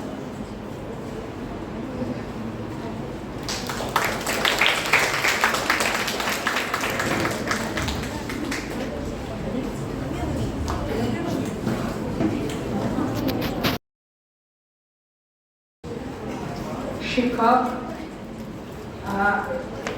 যিনি এতক্ষণ স্টুডেন্টদের প্রতি, মানে শিক্ষকদেরও শিক্ষক, ওনাকে বলা যায় বিপ্লব নারায়ণ ধর মহাশয়, উনি এতক্ষণ আমাদের অনেক অজানা তথ্য দিয়ে সমৃদ্ধ করলেন। কারণ শ্যামাপ্রসাদ সম্পর্কে এই বিগত 1 মাস ধরে আমরাও অনেক ঘটনা ওই ইন্টারনেটে আমরা সার্চ করে করে বা বিভিন্ন কলেজে স্কুলে যেসব অনুষ্ঠান হচ্ছে শোনা হচ্ছে, ফলে যে মানুষরা এতদিন আড়ালে ছিলেন, মেঘনাদের মতন ছিলেন, হঠাৎ বিদ্যুতের ঝলকানি তাকে আমরা সবাই মিলে হঠাৎ বরণ করতে আরম্ভ করেছি, তার সম্পর্কে জানতে আরম্ভ করেছি। মঞ্চে আছেন আমাদের এখানকার অত্যন্ত জনপ্রিয় এবং প্রথিতযশা অধ্যক্ষ শ্রী সুবীর নাথ মহাশয়, আমার ভাই, ছোট ভাই। এখানে আছে Dipak Kundu, convener of this seminar, খুবই পরিশ্রমী এবং অত্যন্ত কর্তব্যপরায়ণ একজন অধ্যাপক। এছাড়া আছেন কৌশিক চ্যাটার্জি, একই রকম ভাবে অত্যন্ত ভালোবাসে কলেজকে এবং এদের প্রচেষ্টায় কলেজটি আরো সামনে, যারা আমার শিক্ষাবিদরা বসে আছেন, অধ্যাপিকাবৃন্দ এবং আমার স্নেহের ছাত্রছাত্রীরা সবাই বসে আছো, তোমরা সবাই মিলে এই কলেজটাকে একটা উজ্জ্বল নক্ষত্রের মতো তুলে ধরেছো সবার প্রচেষ্টায়। আমিও কিছুটা তার মধ্যে অংশগ্রহণ করতে পেরে নিজেকে ধন্য মনে করছি। শ্যামাপ্রসাদ সম্পর্কে আজকে যা আলোচনা তোমরা শুনলে, আমি মনে করি এটা একটা অত্যন্ত ব্যতিক্রমী আলোচনা, যেখানে অনেকগুলো অজানা ক্ষেত্রকে আমাদের মাননীয় পুলকদা, আমাদের শিক্ষক পুলক মহাশয়, রঞ্জন ধর মহাশয়, তিনি তুলে ধরেছেন ছাত্রছাত্রীদের সম্পর্কে। ওই যে কতগুলো ইউটিউবে যে ডেটাগুলো আমরা পাই, একই ধরনের গল্প বা গাথা বা যেগুলো ফ্যাক্ট, তারিখ ধরে ধরে, তার থেকে অনেকটা বিশ্লেষণাত্মক, মানে যেটা ওনার আসলে ওনার নৈপুণ্য, ওনার যে সাংবাদিকতার যে একটা খুব প্রকৃষ্ট যে সাফল্য, সারা জীবন ব্যাপী উনি লেখালেখি করেছেন। শুধু শিক্ষকতা নয়, বহু কলেজে শিক্ষক, তারপরেও উনি একজন প্রাবন্ধিক, চিন্তাবিদ, একজন অত্যন্ত প্রতিষ্ঠিত লেখক এবং সমাজসেবী, তার উপর দেশপ্রেমী। সুতরাং ছাত্রছাত্রীদের মধ্যে এই মূল্যবোধগুলো উনি বহুদিন ধরে প্রচার করে আসছেন, যেখানেই কোনো অবক্ষয় দেখেছেন, বিশেষ করে গণতন্ত্রের অবমূল্যায়ন হয়েছে, প্রতিবাদ করেছেন।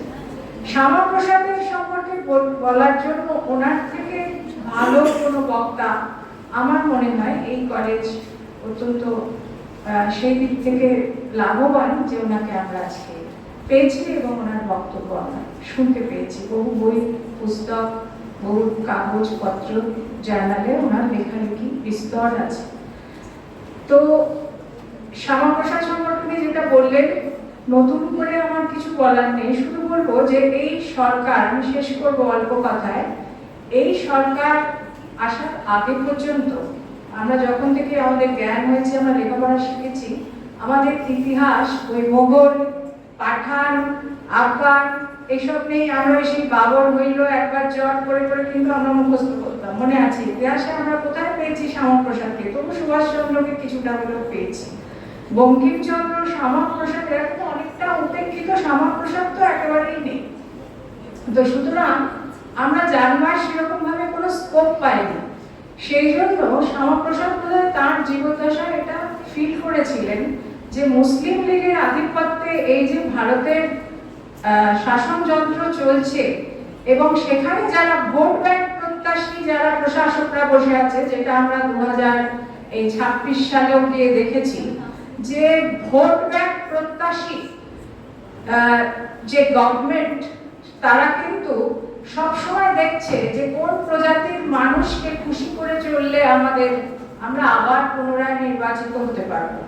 সেখানে আমাদের মূল্যবোধের সঙ্গে সেটা মিলুক, আমাদের জাতিসত্তার সঙ্গে সেটা মিলুক, আমাদের সংস্কৃতির সঙ্গে সেটা মিলুক না মিলুক, আমরা আমাদের ওই ক্ষমতার কেন্দ্র ওইটাকে আঁকড়ে ধরে রাখতে চাই।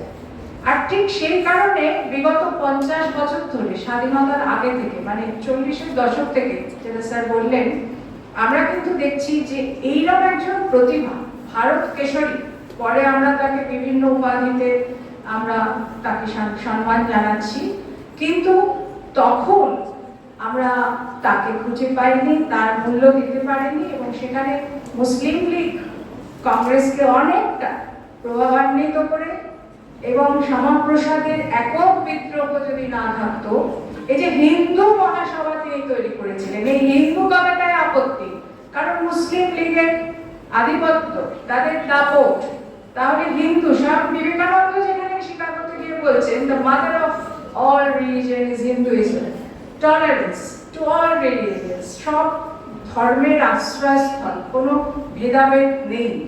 কিন্তু সেখানেও দাঁড়িয়ে মুসলিম লীগের মুসলিমরা তারা মনে করেছিলেন যে ইউনাইটেড বঙ্গ হলে সোহরাওয়ার্দী তিনি আলটিমেটলি পাকিস্তানের কন্ট্রোলে নিয়ে নেবেন পুরো বঙ্গটাকে, এবং সেইটা যদি হতো তাহলে আজকে কিন্তু আমরা এই যে রবীন্দ্রনাথ, নজরুল, বঙ্কিমচন্দ্র, আমাদের অন্যান্য মনীষীগণ, রামমোহন, বিদ্যাসাগর, আমরা যে এত পড়ি, আমরা কিন্তু পরবর্তীতে এদের আর খুঁজে পেতাম না, এদের অবদান সম্পর্কে আমরা অবহিত থাকতে পারতাম না। সবই বাংলাদেশ নামক একটি জায়গায় চলে যেত, যেটা তৎকালীন পূর্ববঙ্গ, এবং সেটা পাকিস্তানের অধীনস্থ।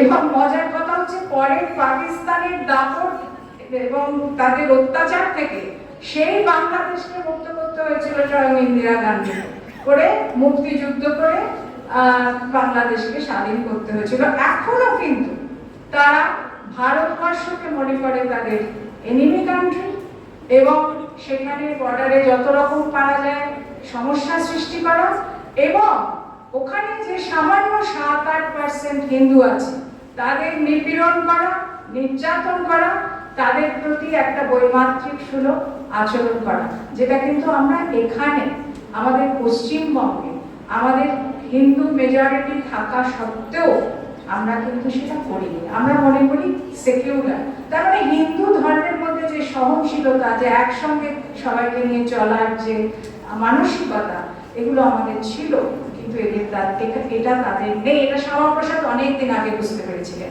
সেই জন্যই উনি বলেছিলেন, ভারত ভাগ হোক কি হোক না হোক এটা বড় কথা নয়, বাংলাকে যদি না ভাগ করা যায়, বাংলার ভাষা, বাংলার চেতনা, বাংলার সংস্কৃতি, বাংলার পরম্পরা, খাদ্যাভ্যাস, জীবনযাপন, জীবনধারা সবকিছু নষ্ট হয়ে যাবে। তাদের জীবন, তাদের সম্মান, মহিলাদের ইজ্জত সবকিছু নষ্ট হয়ে যাবে। এবং এই জিনিসটা প্রমাণিত হয়েছিল দ্য গ্রেট ক্যালকাটা কিলিং 1946 সালে, যেটা ডাইরেক্ট অ্যাকশন, অর্থাৎ দেখো আর মারো, মানে শুট অ্যাট সাইট, এটা 2 দিন ধরে চলেছিল 16 আগস্ট থেকে 1946 সালে। তারপরে যারা মুসলিম লীগ করে নাচছিলেন তারা বুঝতে পারেন, অর্থাৎ গান্ধীজি বুঝতে পারেন, বিধানচন্দ্র রায় বুঝতে পারেন, কংগ্রেসের লোকেরা বুঝতে পারেন, এবং একটা বড় মাইলস্টোন হচ্ছে 2রা মে শ্যামাপ্রসাদ একটা চিঠি লেখেন লর্ড মাউন্টব্যাটেনকে, তখনকার দিনের যিনি গভর্নর ছিলেন, যে এই ভাইসরয় ছিলেন, যে এই ব্যাপার হচ্ছে কিছুতেই মুসলিমদের আন্ডারে আমাদের হিন্দু বাঙালিদের এই নির্যাতিত, অত্যাচারিত হতে দেওয়া যায় না। আমাদের ভাষা আলাদা, আমাদের সব আলাদা। এটা পরে দেখা যায় যে পরিগণিত হলো এবং পরবর্তীতে 20শে জুন এটা যেটা স্যার বললেন বাস্তবায়িত হলো একটা ভোটাভুটির মাধ্যমে এবং সেখানে আমরা এই পশ্চিমবঙ্গ দেশটি পেলাম।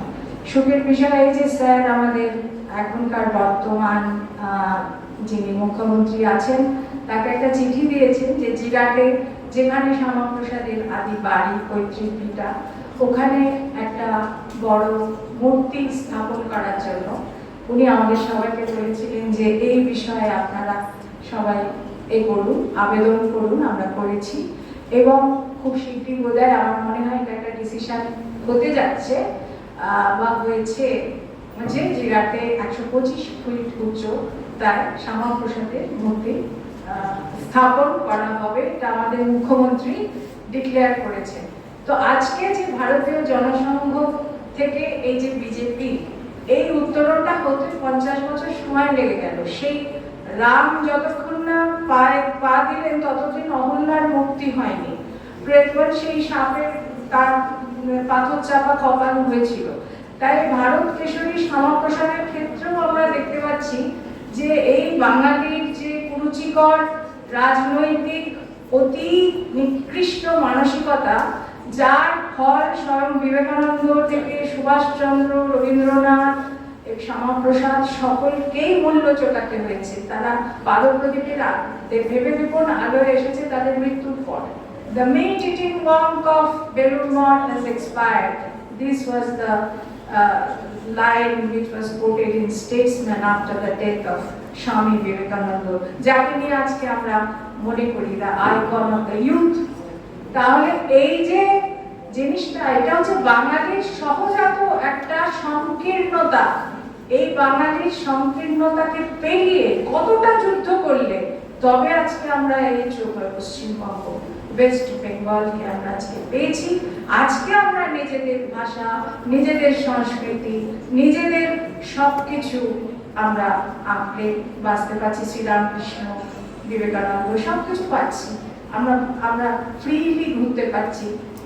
যারা কমিউনিস্টরা বাধা দিয়েছিলেন, প্রথমে বাধা দিয়েছিলেন, পরে জ্যোতি বসু ওই আফটার গ্রেট ক্যালকাটা কিলিং এর পর উনি ভোটাভুটিতে উনি অংশ নিয়ে এটাকে পাস করেছিলেন জ্যোতিবাবু। সুতরাং পরে এটা বোঝা গিয়েছিল, এই নোয়াখালীতেও হয়েছিল আর আমাদের এখানে কলকাতায় তো হয়েছিল। এইটা আমাদের চোখ খুলে দিয়েছিল।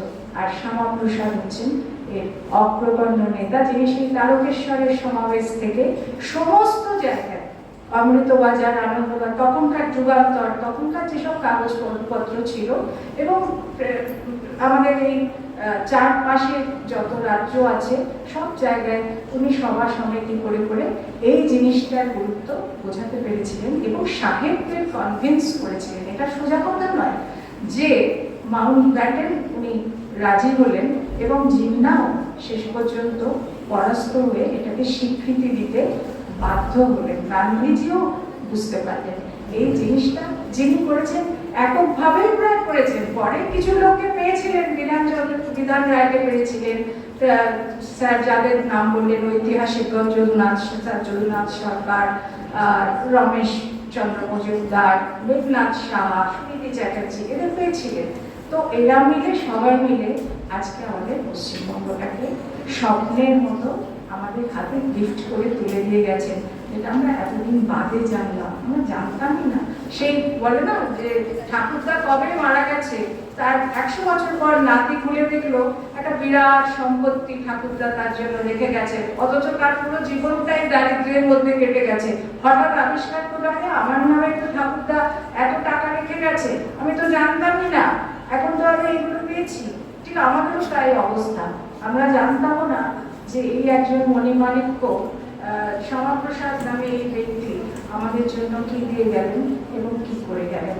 আজকের দিনে তাকে আমরা আমাদের আন্তরিক শ্রদ্ধা, নমস্কার এবং আমাদের অন্তরের সমস্ত ভক্তি সবকিছু দিয়ে প্রণাম জানাই। আশা করি তোমরা শ্যামাপ্রসাদ সম্পর্কে পরবর্তীতে তোমরা রিসার্চ যদি করতে চাও, এখনো পর্যন্ত শ্যামাপ্রসাদকে নিয়ে সেরকম রিসার্চ হয়নি। ফলে এটা যে রিসার্চের জন্য বেছে নেওয়ার জন্য খুব ভালো টপিক হবে এবং সত্য উদ্ঘাটন করার অনেক রকম তোমরা পাঠ্যসূচির মধ্যে অনেক কিছু পাবে। আর সবচেয়ে বড় কথা হচ্ছে যে এখন যে গভর্নমেন্ট আমাদের কেন্দ্রে এসছে, শ্যামাপ্রসাদের যে শিক্ষার যে ধারা সেটিকে অনুসঙ্গ করে কিন্তু এমইপি, যেটা আমাদের সমস্ত স্কুল কলেজে এখন পঠন পাঠনে ইন্ট্রোডিউস হয়েছে, হ্যাঁ, নিউ এডুকেশন পলিসি, এইটা নির্ধারিত হয়েছে ওনার যে ভাবধারা, ওনার যে শিক্ষার সম্পর্কে যে চেতনা, সেটাকে কেন্দ্র করে এক দেশ এক বিধান এক নিশান, এক প্রধান এক বিধান এক নিশান। এই যে মানে একটাই দেশ, তার একটাই প্রধান এবং তার একটাই নিশান, এটাই উনি বলছেন। প্রতিবাদ করবে, তাতে কাজ না হলে প্রতিরোধ করবে, তাতেও যদি কাজ না হবে প্রতিশোধ নেবে। এই যে ভারত কেশরী, এই কথা আমি সংক্ষিপ্তভাবে তোমাদের সামনে বললাম। আশা করি এরপরে তোমরা আরো পড়াশোনা করো। থ্যাংক ইউ, সবাইকে বললাম।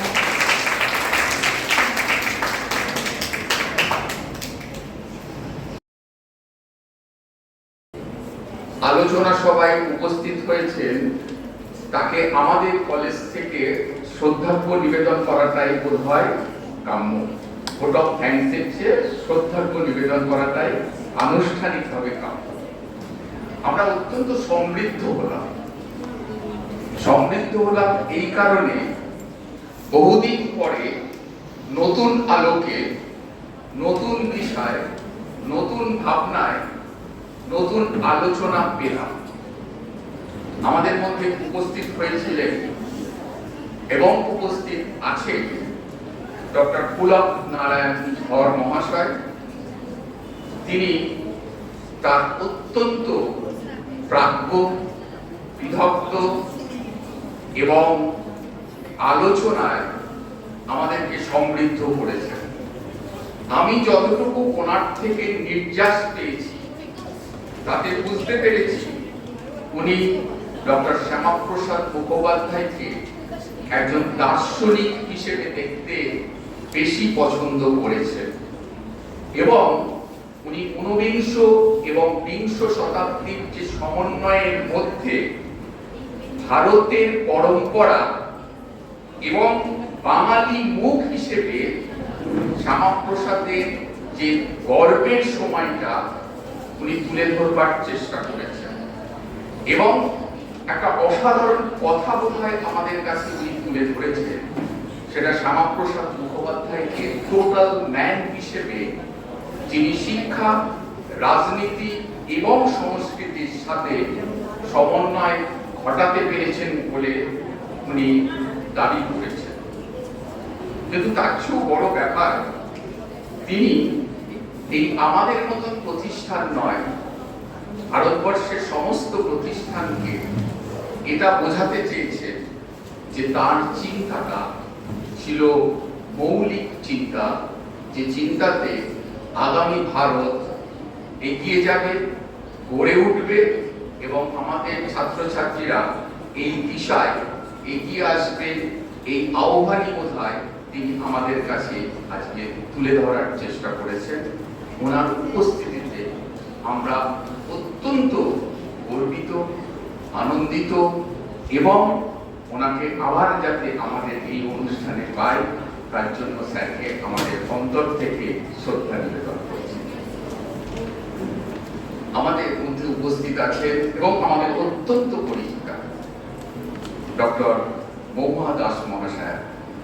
উনি তো নিজেই দাবি করেছেন, ওনাকে আমাদের ভোট অফ থ্যাঙ্কস দেওয়ার থেকে উনি তো আমাদের ঘরেরই লোক, সুতরাং ওনাকে আমাদের শ্রদ্ধা এবং অত্যন্ত আন্তরিকভাবে ওনার উপস্থিতিকে আমরা গর্বিত হয়েছি এবং উনি ভোট ব্যাংকের একটা প্রত্যয়ী মূল্যবোধ সঙ্গে যে জাতিসত্তার মুখোশটা আমাদের সামনে তুলে ধরবার চেষ্টা করেছেন, এটা বোধহয় একটা নতুন দিক এবং হচ্ছে গ্রেট ক্যালকাটা কিলিংকে উনি যথেষ্ট গুরুত্বের সাথে বিবেচনা করে ভারত ভাগ বা বাংলা ভাগের যে আলোচনাটা তুলে ধরেছেন, সেই আলোচনাটা উনি কিন্তু আশা করেন যে আগামী প্রজন্মের মধ্যে শিক্ষা বিস্তারের ক্ষেত্র যাতে এই ধরনের অংশগুলো যুক্ত হয় এবং শিক্ষাটা এগিয়ে চলে সেই দিকটাই কিন্তু তুলে ধরেছেন। ওনার উপস্থিতি আমাদেরকে সমৃদ্ধ করেছে এবং আমাদের তরফ থেকে ওনাকে আমাদের আন্তরিক শ্রদ্ধা জানাই। অবশ্যই উপস্থিত আছেন আমাদের অধ্যক্ষ মহাশয় ডক্টর সুবীর নাথ, এবং তিনি তার প্রাসঙ্গিক যে আলোচনার মধ্যে পারিবারিক একটা সংস্কারের কথা বলে থাকেন এবং সেই পারিবারিক আলোচনার মাধ্যমে কিন্তু হচ্ছে তিনি তার যে সমস্ত আলোচনাগুলো করেছেন সেই আলোচনাগুলো কিন্তু আমাদেরকে সমৃদ্ধ করেছেন। অবশ্যই উপস্থিত আছে আমাদের এই অনুষ্ঠানের কনভেনার ডক্টর দীপক কুন্ডু, এবং যাকে আমরা বলেছিলাম কিন্তু তিনি আজকে উপস্থিত হননি এই মঞ্চে, যে সুদূর দুর্গাপুর গভর্নমেন্ট কলেজ থেকে উপস্থিত ডক্টর শুভদীপ মুখোপাধ্যায়, তিনিও কিন্তু আমাদের এই কলেজে এসে আমাদেরকে অত্যন্ত আলোকিত করেছেন। আর যাদের ছাড়া এই অনুষ্ঠানটা হয় না, আমাদের অধ্যাপক অধ্যাপিকা এবং অগণিত বিএড এমএড এর শিক্ষার্থীরা যারা কয়েকদিন ধরে এই স্মৃতিপক্ষকে আমাদেরকে সামনে তুলে ধরেছে এই অনুষ্ঠানের মাধ্যমে, সবাইকে আমাদের আন্তরিক শ্রদ্ধা জানিয়ে আমি এই মুহূর্তে আমাদের শিক্ষার্থীদেরকে তার অনুষ্ঠান শেষের জন্য আমন্ত্রণ জানাই।